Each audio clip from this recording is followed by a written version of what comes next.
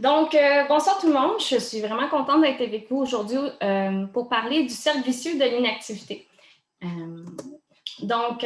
Merci de l'introduction, Eric. On en a parlé un peu tantôt, mais je suis bachelière en intervention sportive, des études que j'ai faites à l'Université Laval.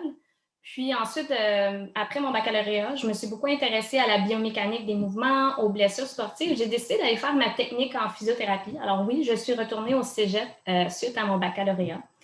Et je pensais vraiment aller au niveau des athlètes. Et je me suis vraiment trouvé une passion pour la clientèle gériatrique, donc la clientèle plus âgée, parce que je trouvais que ça venait vraiment chercher le côté fonctionnel des choses. Et lorsqu'une personne perd certaines capacités, lorsqu'elle commence à être un peu plus âgée, bien, d'y redonner ces capacités-là, on a un impact directement sur son autonomie. Et c'est vraiment valorisant comme travail. Mission, ma vision, la façon que je vois les choses, c'est que peu importe notre âge, notre diagnostic ou notre lieu de résidence, on a le droit d'atteindre notre plein potentiel à nous, peu importe c'est quoi notre degré d'autonomie. Donc, à travers ça, oui, on offrait des services, mais c'était tout du 1 à 1. Alors, ma sœur Priscilla, qui est présente avec nous ce soir, est venue comme copropriétaire, a commencé à faire du marketing pour qu'on se fasse connaître de plus en plus. Et elle avait aussi la même vision que moi. Et on s'est dit, pourquoi pas commencer à offrir nos connaissances, offrir des conférences, offrir des formations pour justement venir chercher notre objectif qui était de faire de la prévention et de garder les gens actifs.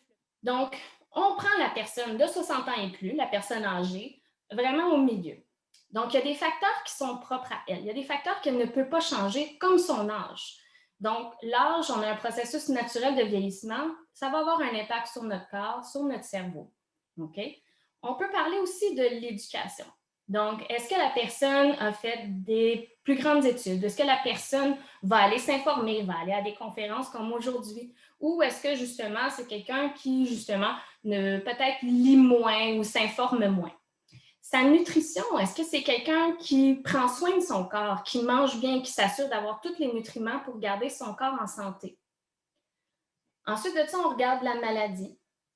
Donc, est-ce que quelqu'un a déjà un diagnostic? Ça, c'est un autre facteur qui peut affecter notre fragilité, notre niveau de fragilité. Donc, ça peut être chronique ou aigu. Donc, ça peut être la maladie comme de Parkinson, sclérose en plaques, l'hypertension ou aiguë. Donc, elle a eu une blessure, mais ça se règle. Ensuite de ça, on veut regarder l'environnement de la personne, son lieu de résidence. Est-ce qu'elle habite loin en région, loin des services, ou elle habite dans une métropole où elle a des services de plusieurs professionnels? Ensuite de ça, on peut regarder aussi son revenu. Donc, quelqu'un qui va avoir moins d'argent, malheureusement, va peut-être attendre après le système de santé pour pouvoir avoir les services. Et comme je vous l'ai expliqué un peu plus tôt, des fois, les listes d'attente peuvent être très longues et à ce moment-là, il y a des conséquences qui peuvent s'installer à long terme.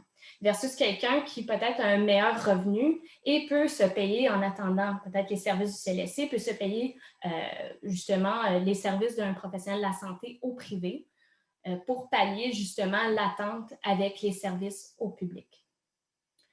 Ensuite, d'autres facteurs sont la condition physique. Donc, est-ce que je suis en forme? Est-ce que j'ai une bonne force au niveau des jambes ou je commence déjà à sentir un peu de faiblesse? Est-ce que mon équilibre est bon? Est-ce que je dois utiliser un aide technique à la marche comme une canne? Ou est-ce qu'il n'y a pas de problème? Moi, je suis capable d'aller marcher, courir en sentier, puis ça va bien. Mon endurance aussi, est-ce que je suis juste capable de marcher dans la maison ou, bon, moi, il n'y a pas de problème, je suis capable d'aller faire des tours de quartier. Et finalement, le facteur de fragilité, le plus important, je ne l'ai pas gardé en dernier pour rien, c'est le côté social.